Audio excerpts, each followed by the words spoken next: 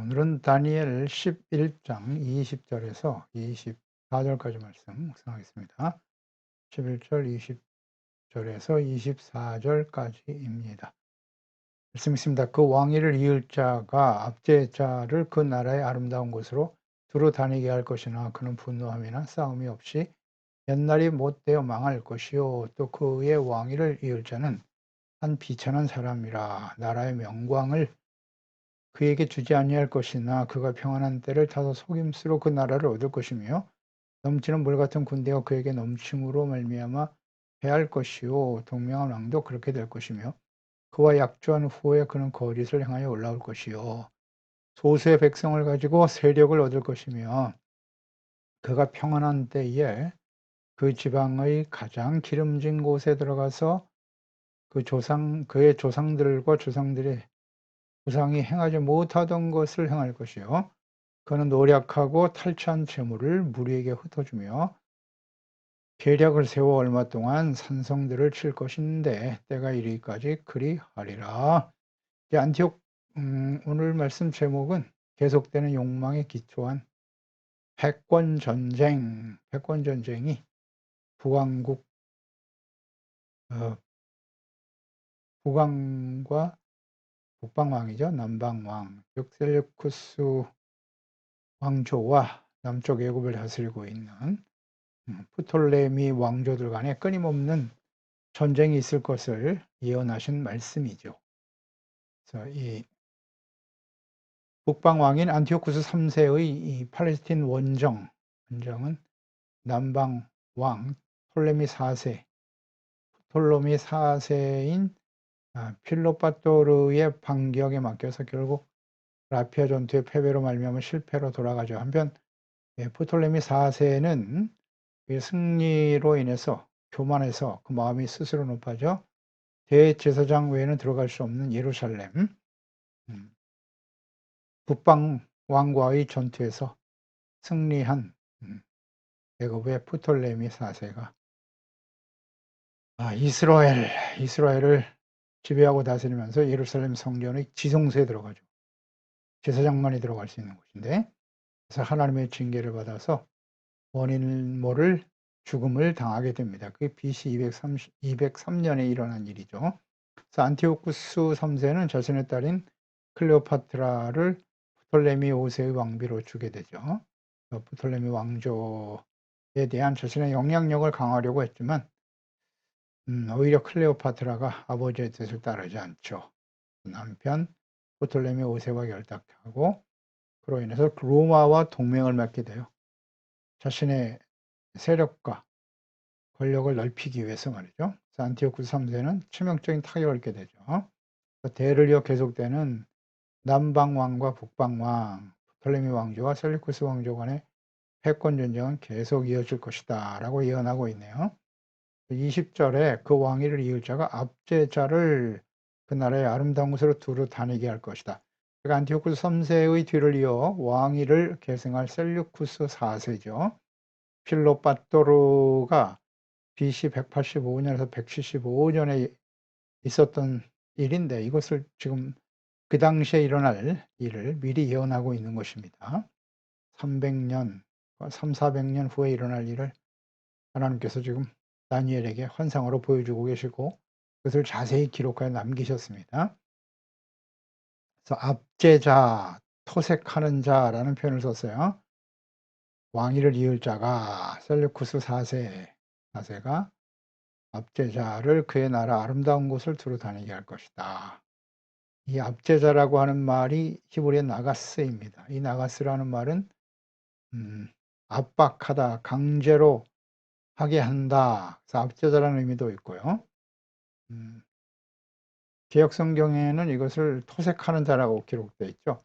세금을 강제로 징수하는 그런 일을 맡은 자라는 의미가 되겠어요. 이는 이제 패배한 부왕의 전쟁 배상금을 물기 위해서 셀리쿠스 4세가 강제적으로 세금을 징수할 목적으로 임명한 총리, 그 총리가 바로 헬리오도로스예요. 헬리오도로스의 모습을 이렇게 예언해 놓았네요. 말씀대로 그대로 이루어졌고요. 이 헬리오도로스는 필로파트로의 명을 받아서 셀레쿠스 4세죠. 아름다운 곳을 두루 다닌다. 이 아름다운 곳은 바로 하나님의 도성 예루살렘이죠. 여러 지역을 순회하면서 강제적으로 세금을 징수하게 됩니다. 실제로 있었던 일이죠. 이 마카비서에 보면 자세하게 이 내용이 기록되어 있습니다. 하지만 싸움 없이 몇 날이 못 되어 망할 것이다 라고 예언하셨는데, 그대로 셀루쿠스 4세는 바로 자신이 임명한 헬리오도로스에 의해서 독사를 당하죠. 10여 년의 통치를 마감하게 됩니다. 이 말씀도 자세하게 예언하셨고 그대로 이루어지고 말았죠. 이처럼 하나님의 아름다운 도성, 즉 예루살렘과 성전, 언약의 백성들을 압제하고 악을 행하는 자들은 결국 하나님을 대적하는 것이 되어서 하나님의 공의의 심판으로 멸망의 길을 가게 된다는 역사적 교훈인 것입니다. 이것은 과거에도 그랬어요. 이 선지서를 통해서 하나님께서는 이스라엘을 대적했던 주변의 모든 교만 나라들이 어떻게 멸망해 갈 것인가를 미리 예언하여 말씀하셨어요. 이사야서, 예레미야 자세하게 기록하죠. 에스겔서에도 자세히 나와 있고요. 그러니까 하나님의 본백성인 이스라엘도 하나님께 범죄함으로 인해서 결국 바벨론에 의해서 멸망을 당하게 되지만, 그들의 멸망을 보고 오히려 즐거워하고 조롱하고 기뻐했던 주변 나라들은 사실 이스라엘을 부패하게 만든 또 원인이 되기도 했지요. 그래서 이들도 동시에 하나님께서 바벨론을 사용하셔서 다 멸망하게 하실 것이다 라는 예언의 말씀을 자세히 선지서에 기록되어 있지 않습니까? 그 말씀대로 이루어졌죠. 바벨론에서 예루살렘뿐만 아니라 주변의 나라들도 다 멸망의 길을 가게 된 것입니다. 이처럼 하나님의 나라를 대적하고 교만했던 자들은 반드시 하나님께서 공의로 심판하십니다. 그것은 역사가 주는 역사의 주인이 하나님이시니까요. 그대로 성취되었다는 사실을 주목해야 돼요. 역시 이 바벨론도 이스라엘을 멸망시켰고, 벨사살 왕 시대에 우리가 잘 보았듯이 하나님의 성전에 기명을 가지고 술을 마시고 하나님을 조롱하고 악을 행하다가 벨사살은 즉시 죽임을 당하고 바벨론 왕조가 끝나고 말죠. 하나님이 대적하시는 겁니다. 베레 파사가 일어나지만 그들 역시도 예루살렘으로 귀환하는 일에 쓰임받은 이후에 그들은 역시 헬라에 의해서 멸망을 당하게 되고, 헬라 이후에 4분된 이 나라들이 셀루쿠스 왕조와 프톨레미 왕조들이 끊임없이 싸움을 하면서 전쟁을 통해서 그 중간에 끼어 있는 이스라엘을 이렇게 침공해서 성전을 더럽히는 일들이 벌어지게 되고, 계속해서 악을 행하게 되는데, 그들 역시도 이 하나님과 성전을 더럽히고 대적하는 자들은 반드시 하나님의 공의 심판에 의해서 멸망을 당하게 될 것이다 라는 것입니다. 이것을 우리는 잘 역사를 통해서 배워야 돼요. 하나님과 예수 그리스도의 복음을 대적하는, 하나님의 본백성 이스라엘이 하나님께서 보내신 그리스도, 하나님의 아들 그리스도를 거부하고 십자가에 못 박아 버렸죠. 로마도 그랬고, 로마와 함께 결탁해서 그 권력에 결탁해서 예수님을 죽였지 않습니까? 빌라도는 예수님이 죄가 없음을 알면서도 유다의 지도자들과 결탁해서 죄 없으신 예수님을 십자가에 내어줬어요.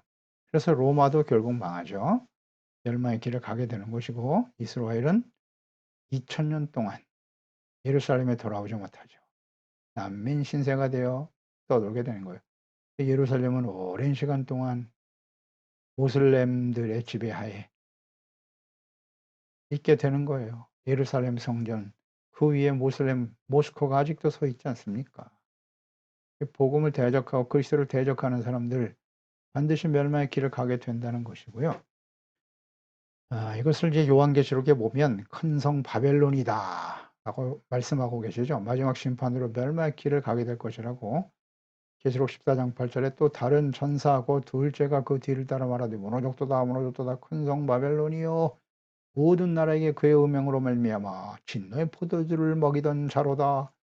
계시록 18장 2절에도 심찬 음성으로 외쳐 오르되 무너졌도다 무너졌도다 큰 성 바벨론이요 귀신의 초소와 각종 더러운 영이 모이는 곳과 각종 더럽고 가증한 새들이 모이는 곳이 되었도다. 이 큰 성 바벨론은 과거 바벨론 하나님의 성전을 더럽히고 교만하고 대적했던 자들에 대한 멸망을 의미하는 거예요. 그러니까 이 마지막 심판 때에 예수 그리스도의 복음과 하나님의 자녀들을 대적하고 악을 행했던 자들이 반드시 멸망의 길을 가게 될 것이라는 말씀인 거죠. 그러니까 역사를 통해서 우리는 교훈을 배워야 돼요. 역사의 주인은 하나님이세요. 하나님이 어떤 일을 행하시는가 잘 보아야죠. 그리스도인들이 하나님의 자녀로서 거룩한 하나님의 백성이 되어 그 역할과 사명, 정체성과 사명에 충실하지 못하면 그로 인해서 주변의 모든 나라들까지 다 멸망의 길을 가게 된다는 사실 잊지 말아야 합니다. 사실 근본적인 책임은 이스라엘 하나님의 언약의 백성 예수 그리스도를 믿고 구원받은 하나님의 자녀들 교회와 그리스도인들의 부패와 타락이 결국 주변 모든 나라들까지 이 세상 모든 사람들이 하나님의 진노의 심판을 받게 되는 아주 중요한 원인이 된다는 것입니다. 21절에 또 그의 왕위를 이을 자는 한 비천한 사람이다. 나라의 영광을 그에게 주지 아니할 것이나 그가 평안한 때를 타서 속임스러운 나라를 얻게 될 것이다. 야, 이거 정확한 예언의 말씀인데요. 여기서 그가 누구냐? 비열한, 비천한 사람이다. 이런 평가를 하고 있습니다. 하나님께서 이렇게 정하신 것이죠. 이 총리 헬리오도루스에 의해서 안티오쿠스 4세가 독살된 이후에 암살을 당한 것이죠. 그의 동생인 안티오쿠스 에피파네스가 이제 왕이 되는 거예요. 이 비천한 왕위를 얻게 될 사람이 바로 안티오쿠스 에피파네스입니다. 셀류쿠스 4세의 뒤를 이어서 왕위에 오르게 된 안티오쿠스 4세 에피파네스가 이제 BC 175년에서 164년인데요. 그가 드디어 이제 등장하게 되는 거예요. 그게 사악한 범죄와 유대 박해 사건이 이제 39절까지 계속 이어지게 되는데요. 이 안티오쿠스 에피파네스는 이미 8장 9절에서 12절, 또 23절, 25절에서 적그리스도의 전형적인 모습으로 잘 언급된 바 있습니다. 하나님께서 이미 한 차례 예언의 말씀을 통해서 환상과 계시를 통해서 말씀하셨고요. 그는 아주 비천한 사람이다. 혹은 비열한 사람이다. 이 비천하다라고 하는 히브리어가 바자인데요. 이것은 비열하다, 경멸하다, 멸시를 당한다 이런 의미를 가진 말이에요. 그래서 그는 즉위 과정과 또 통치 행위가 아주 비열하고 경멸받아 마땅한 사람이었다는 것입니다. 나라와 영광을 그에게 주지 않을 것이지만 그가 평안한 때를 타서 속임수로 나라를 빼앗게 된다는 거예요. 이것은 실제적으로 역사에 어떻게 이루어지게 되냐면 야비한 폭군인 이 안티오쿠스 에피파네스는 안티오쿠스 3세의 둘째 아들로 태어나죠. 그래서 부왕이 로마에 패배한 때가 BC 190년인데요.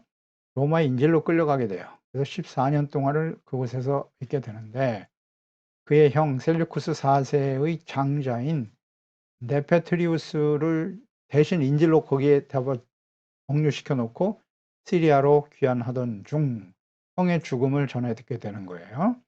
형의 독살자인 헬리오도루스를 가서 제거하고 실질적인 왕위 계승자인 데메트리우스 대신에 자기가 이제 왕위에 오르게 되는 겁니다. 비열한 방법을 가지고 왕위를 찬탈하게 되는데 이것을 하나님께서 정확하게 예언하여 기록해 놓으셨네요. 그래서 이후에 그는 조카 대신에 왕위에 오른 사실을 정당하기 위해서 악의적인 흉계와 겉모술수를 계속 사용하게 되지요. 이것은 뭐 이 시대뿐만이 아니죠. 모든 시대의 권력자들, 우리 한국 역사 조선 왕조만 보더라도 이런 일들은 얼마든지 있을 수 있는 거예요. 많이 발견하게 되죠. 그러니까 이 사람이 하나님을 떠난 사람들은 권력, 자신의 욕망을 위해서 이런 패악을 행하게 되는 거예요. 뭐 아주 일반적인 모습입니다. 22절에 보면 넘치는 물 같은 군대가 그에게 넘침으로 말미암아 패할 것이고 동명왕도 그렇게 될 것이다. 넘치는 물 같은 군대는 당시에 셀류쿠스 4세를 독살하고 왕위를 넘본 헬리오도루스를 추종하는 무리들을 가리키는 것인데요. 한편 이 에피파네스와 동맹한 왕들은 그 화친 동맹을 맺은 이제 왕들이라고 볼 수 있겠죠. 그들을 이제 정복할 것임을 오히려 예언하고 있어요. 그러니까 이 에피파네스는 우호 관계 혹은 뭐 화친 조약, 동맹 관계를 맺어 놓고 상대방을 안심시킨 후에 공격을 해요. 아주 비열하죠, 그러니까. 그리고 매우 악한 방법을 가지고 오히려 주변 나라들에게 정복하면서 자신의 욕심을 채워가는 사람이다 라고 말씀하셨는데, 이것이 그대로 성취되고 말았어요. 하나님의 말씀이 이렇게 정확하게 이루어집니다. 성경은 역사예요. 300여 년 후에, 약 400년 후에 일어날 일을 이렇게 자세히 기록하여 놓으셨단 말이에요. 사람들까지 아주 구체적으로 언급하시면서 무슨 두리뭉실하게 말씀하신 것도 아니에요. 그러니까 이 예언하신 이 모든 말씀들이 구체적으로 성취되었거든요. 그래서 이것이 이제 계시지 않습니까? 환상과 계시인데, 요한계시록도 마찬가지예요. 요한계시록의 모든 내용들을 그냥 상징으로 볼 것이냐? 그렇지 않습니다. 이건 상징적인 모습으로 기록된 것처럼 보이지만 역사적인 그 사실로 그대로 성취되지 않습니까? 하나님의 말씀 무슨 상징이 아니에요. 무슨 신화가 아닙니다. 장차 되어질 일들을 이렇게 미리 기록하신 거예요. 근데 정확하게 들어맞지 않습니까? 그러니까 다니엘서를 우리가 이해하고 해석하는 방법으로 계시록이잖아요. 요한계시록. 장차 되어질 일들을 하나님께서 사도 요한에게 환상을 통하여 보여준 것이잖아요. 보여주신 거예요. 그러니까 다니엘서의 내용과 요한계시록의 내용이 같은 맥락으로 이해해야 돼요. 아니, 정확하잖아요. 역사적으로 성취될 일이지 않습니까? 어떻습니까? 그래서 이 다니엘서를 바르게 이해하고 깨닫는 것이 매우 중요해요. 참 안타깝죠. 근데 이 다니엘서에 대해서 사람들이 별로 관심이 없어요. 관심이 없어요. 요한계시록 마찬가지죠. 관심이 없어요. 그저 현실에 내가 어떻게 좀 더 많은 것을 소유하고 성공하고 출세하고 나와 우리 가정이 편안하게 건강하게 오래오래 잘 살까? 이게 전부야. 하나님의 자녀와 그리스도인들의 관심이 여기에 집중되어 있어요. 안타까운 일이죠. 이 장차 역사 속에 이루어질 일인데 우리는 이 다니엘서를 보면서 하나님이 이렇게 예언하신 말씀, 계시한 말씀들이 역사 속에 성취되었다라는 사실을 우리가 배우고 깨달아야 되는 거잖아요. 교훈을 얻어야 되는 거잖아요. 그러면 장차 예수님의 재림과 요한계시록의 마지막 심판이 이루어지겠구나. 그럼 우리는 어떻게 준비해야 하지? 이런 생각을 해야 되지 않을까요? 다니엘서 너무 중요한데 관심이 없어요. 사람들이. 안타까운 일입니다. 그러나 뭐 어쩔 수 없어요. 그렇게 흘러갈 겁니다. 그래서 마지막 심판에 처하게 되겠죠. 하나님의 백성들, 교회와 그리스도인들이 환난 가운데 처하게 된다는 건 참 가슴 아픈 일입니다. 준비되어야 할 텐데 약속을 어기고 동맹을 깨면서까지 자신의 정복욕에 사로잡힌 에피파네스, 비열한 사람이죠. 약조한 후 거짓을 행할 것이다 라고 분명히 말씀하셨고요. 실제로 클레오파트라가 결혼할 때 지참금으로 안티오쿠스 3세가 약속한 땅, 코엘과 시리아의 양도를 프톨레미 왕조에서 요구하죠. 절대 주지 않죠. 안티오쿠스 에피파네스는 약속과 요구를 거절해요. 그리고 애국과의 전쟁을 합니다. 그래서 그 전쟁을 통해서 오히려 승리하죠. 화친조약을 맺은 상태에서 준비가 안 된 상태에 들어가서 무방비 상태인 프톨레미 왕조를 공격해서 빼앗는단 말이에요. 조카잖아요. 조카인 애굽왕 프톨레미 필로메트로와 평화조약을 맺고 조약을 어기고 애굽에 있는 도시들을, 기름진 도시들을 하나하나 점령하고 빼앗게 돼요. 24절에 그가 평안할 때 그랬잖아요. 화친조약을 맺고 있을 때 그 지방의 가장 기름진 곳에 들어와서 그의 조상들의 조상이 행하지 못했던 것들을 행할 것이고 노력하고 탈취한 채무를 무리에게 흩어 나누어 주면서 계략을 세워 그랬죠. 그러니까 에피파네스와의 평화 조약을 체결하고 전혀 전쟁을 준비하지 않고 있는 무방비 상태의 애굽을 친단 말이에요. 그래서 기름진 성읍을 하나하나 공격하여 빼앗더라. 조상들이 그 선왕들이 애굽과의 싸움에서 승리하기 위해서 공을 들였지만 쉽게 이루지 못했던 일들을 이렇게 비열한 방법으로 땅을 빼앗는 에피파네스. 그 기름진 땅은 나일강 하류에 있는 기름진 성읍들을 의미하는 것이죠. 그래서 이 에피파네스는 그 땅들을 욕심을 부려서 거짓 평화를 가장하고 약속을 깨고 침략하여 빼앗았더라. 그리고 거기서 탈취물을 얻어서 사람들에게 흩어 나누어 주고 인심을 살려고 하는 거죠. 자신의 악을 무마시키기 위해서 말이죠. 사람들에게 나누어 주고 사치와 낭비가 극에 달했던 사람이 바로 에피파네스라고 역사는 기록하고 있습니다. 그러니까 거짓 평화를 앞세워서 자신의 욕망을 채우고 침략하는 악한 자였죠. 이것은 바로 사탄 마귀가 행하는 아주 전형적인 모습입니다. 이걸 우리는 조심해야 돼요. 이 악인에게는 결코 평안이 없다고 말씀하셨어요. 이들은 전쟁을 앞서서 항상 평화를 말해요. 자신의 욕망을 누리는 것이 평화라고 생각하는 거죠. 이런 악한 자들의 모습은 모든 시대의 권력자들에게 다 나타났고요. 오늘날도 마찬가지고. 악인에게는 절대 평강이 없습니다. 없어요. 하나님께서 분명히 이렇게 말씀하셨어요. 평화를 앞세워서 전쟁을 도모하고 불의를 행함으로써 부와 재물, 명예를 얻어 성공하면 나에게 평안한 삶이 보장될 것이다 라고 끊임없이 부추기고 미혹하는 것이 사탄 마귀가 하는 일이에요. 마귀의 유혹입니다. 어떻게 해서든지 부자가 되고 불의와 악을 행해서라도 부자가 되고 성공하고 권력의 중심에 서면 그게 바로 평안이 아니겠는가. 다른 사람을 죽여서라도 다른 사람의 모든 권리와 인권 가지고 있는 것을 빼앗아서라도 자신이 부를 누리고 성공하면 평안이라고 생각하는 이 악한 자들의 전형적인 모습이고 그 배후의 역사는 악한 몬수 마귀가 하는 일이에요. 이거 분별할 줄 알아야 됩니다. 그러니까 마귀의 끊임없는 유혹이 있어요. 육신의 정욕, 안목의 정욕, 이 세상의 자랑을 쫓아 행동하지 않도록 우리는 조심해야 합니다. 우리 안에 일어나는 여러 가지 소원들이 있어요. 우리 마음속에 일어나는 소원이 있는데 이것이 진정 하나님의 뜻인지 혹은 자신의 욕망에서 비롯된 것인지를 잘 분별할 수 있어야 합니다. 이거 분별하지 못하는 사람들이 의외로 많아요. 그리스도인들 중에. 내가 예수 믿고 구원받아 하나님의 자녀가 되었으니 내 안에 일어나는 모든 소원은 거룩한 하나님의 뜻일 것이다. 그렇지 않습니다. 언제든지 하나님의 말씀에 비추어 봐야죠. 하나님 앞에 기도하고 하나님의 말씀에 근거하여 내가 가지고 있는 이 소원이 나 개인의 욕망을 위한 것인지 결과도 봐야죠. 원인과 결과. 내가 이러한 어떠한 동기를 가지고 이것을 구하고 있는 것인지 이것이 이루어졌을 때 어떤 결과를 나타낼 것인지 자신의 영광입니까?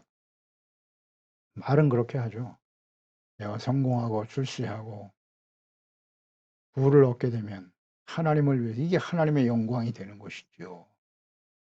그러나 실제로는 자신의 영광과 자신의 유익을 추구하는 것이죠. 하나님은 절대 만으로 여김을 받지 않으십니다. 하나님을 속일 수는 없어요.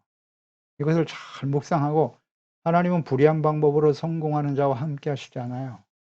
악을 행하는 자와 절대 함께 하시지 않습니다. 이거 잘 분별할 줄 알아야 돼요. 그러기 위해서 하나님께서 말씀하셨잖아요. 빌립보서 2장 13절 이하. 너희 안에 행하시는 이는 하나님이시다. 너희는 누굽니까? 예수 그리스도를 믿고 죄사함 받고 의롭다함으로도 하나님의 자녀가 된 하나님의 말씀과 성령으로 거듭난 하나님의 자녀 그리스도인들이잖아요. 이제 우리 안에 행하시는 분이 하나님이시다. 정말 맞습니까? 이 부분이 참 중요한 말씀인데 우리가 교회 다니고 예수 믿는 하나님의 자녀가 되었다. 어떤 종교적인 의식을 통해서 예수님을 부르고 하나님의 이름을 부른다고 해서 우리 안에 행하는 모든 그런 생각들이 다 하나님의 뜻일까? 그렇지 않을 수도 있다는 걸 생각해야죠. 왜? 우리 안에 육체 정욕이 아직도 꿈틀거리고 있거든요. 그렇지 않습니까? 내가 목사가 되었으니 내가 생각하는 모든 것은 다 하나님의 뜻이다. 그렇지 않다니까요. 그러니까 이걸 참 분별할 수 있어야 돼요. 우리 그리스도인들은 우리 자신도 그렇고 목사들의 말과 생각이 다 자신의 뜻인가? 하나님의 뜻인가? 아니요. 이거 분별을 못하는 거예요. 분별을 못해. 하나님의 말씀에 근거해서 생각해 보면 되잖아요. 저 사람이 어떤 열매를 맺고 있는가? 언제나 열매를 보았고 나무를 알지니라 하셨지 않습니까? 성령의 열매를 맺고 있는지 이게 분별이 안 되나요?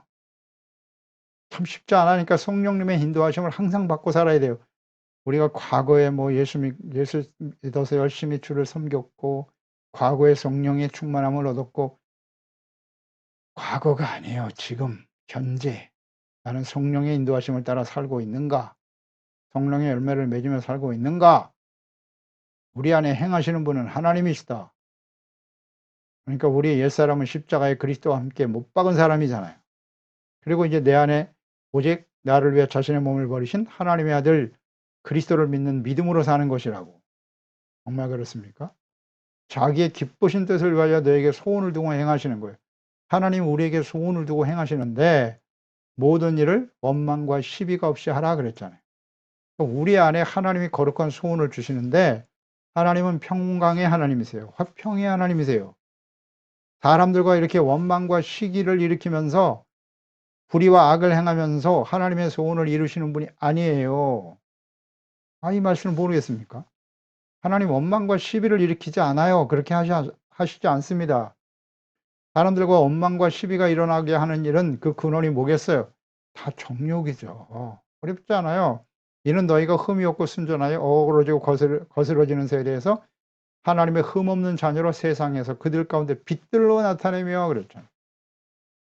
그 마음의 소원이 일어나는 어떤 결과가 자신의 영광의 빛을 나타내는 건지 세상 사람들 가운데에서 빛들로 나타나는 건 그 빛의 열매로 나타나는 건 무엇을 의미하는 거예요? 착함, 의로움, 진실함, 성령님의 열매가 나타나서 빛이신 예수 그리스도를 나타내 보이고 증거하는 삶으로 나타나겠죠. 이건 모르겠습니까? 성령의 말씀을 밝혀 나의 다름질이 헛되지 아니하고 수고도 헛되지 아니하므로 그리스도의 날에 내가 자랑할 것이 있게 하려 하심이니라.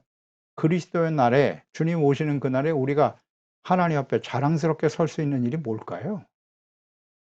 내가 목사가 되었습니다. 장로가 되었습니다. 교회를 몇 개를 짓고 어떻게 헌신했습니까? 했습니다. 그런 걸까요? 그게 하나님 앞에 자랑스러운 모습일까요? 주님 앞에서? 얼마나 크고 화려한 교회를 지고 성공한 목회를 하고 아니에요. 빛들로 나타난다고 그랬잖아요. 빛들로. 그 빛은 착함, 의로움, 빛의 열매, 착함, 양선이잖아요. 착함, 의로움, 진실함의 열매가 과연 있는가? 성령의 열매를 맺어야 하나님께 영광이 되고 우리가 참된 예수님의 제자가 될 것이라고 말씀하셨지 않습니까? 빛으로 나타나야죠. 빛으로. 세상에 출세하는 게 빛이 아니에요. 그걸 이해 못하면 안 됩니다. 그래서 주님 안에 우리 안에 행하시는 일 하나님이 하시는데 소원을 두고 행하시는데 그 소원은 언제나 하나님의 영광의 빛, 의롭고 거룩한 하나님의 자녀의 빛들로 나타나는 것이 되어야 해요. 자신의 영광, 성공, 출세 아닙니다.